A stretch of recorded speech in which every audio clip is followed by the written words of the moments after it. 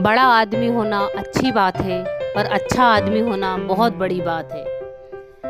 ये कहानी एक व्यक्ति की है जो ट्रेन में सफ़र करता था और ट्रेन में सफ़र करके अपने ऑफिस पहुंचते थे।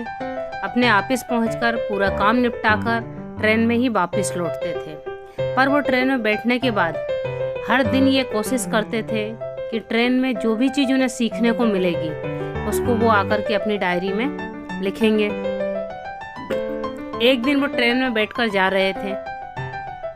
एक परिवार उसी ट्रेन में बैठा हुआ था। आपस में काफ़ी बातचीत चल रही थी।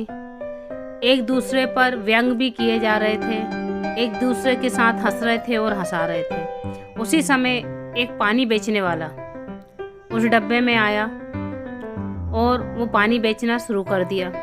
उस परिवार के एक व्यक्ति ने पूछा कि पानी के बॉटल की कीमत कितनी है। पानी बेचने वाले ने कहा 20 रुपये। तो उसने कहा 20 रुपये क्यों? 15 में दो, 15 में बाटल मिलती है, तुम 20 रुपये यहाँ लूट रहे हो हम लोगों को। पर वो पानी बेचने वाले ने एक शब्द भी नहीं कहा और अपनी बाटल लेकर के आगे की ओर चल दिया। पर जो शख्स ट्रेन में आना जाना करते थे, ऑफिस में काम करते थे, उनसे रहा नहीं गया। उनने उस कोच को छोड़ा और भागते हुए उस पानी वाले के पीछे निकल गए। वहाँ पहुँच कर के उन्होंने पानी वाले को रोका और कहा कि आपको याद है अगले डब्बे में जहाँ आप आए थे और वो शख्स आपसे बार बार कह रहा था कि पानी 15 में दीजिए, 20 में क्यों दे रहे हो? आपको ऐसा नहीं लगा कि आप उससे बोलते कि 2 रुपये 5 रुपये के लिए तुम हम गरीबों को क्यों परेशान कर रहे हो? पर उस पानी बेचने वाले का जवाब था कि छोड़िए साहब, उन्हें प्यास लगी ही नहीं थी। अब ये शख्स को बड़ा आश्चर्य हुआ और इन्होंने बोला, तुम्हें कैसे पता कि उन्हें प्यास नहीं लगी थी?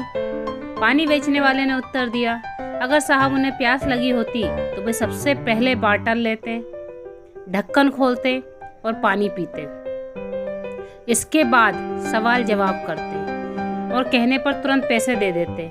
पर उन्हें प्यास लगी ही नहीं थी, वो तो फालतू में अपना टाइम पास कर रहे थे। मुझे तो पानी बेचना है, मुझे आगे भी काम करना था, इसलिए मैं फालतू की बकवास पर ध्यान ही नहीं देता हूँ। इस बात को सुनकर के उन्हें बड़ा आश्चर्य हुआ और उन्होंने सोचा कि जीवन में गोल का होना बहुत ज़रूरी है। यदि हमने अपना गोल निश्चित कर लिया है, निर्धारित कर लिया है, तो कोई क्या कह रहा है, क्या कर रहा है, इससे हमें फ़र्क नहीं पड़ता है। हम फालतू की उलझनों से दूर रहते हैं।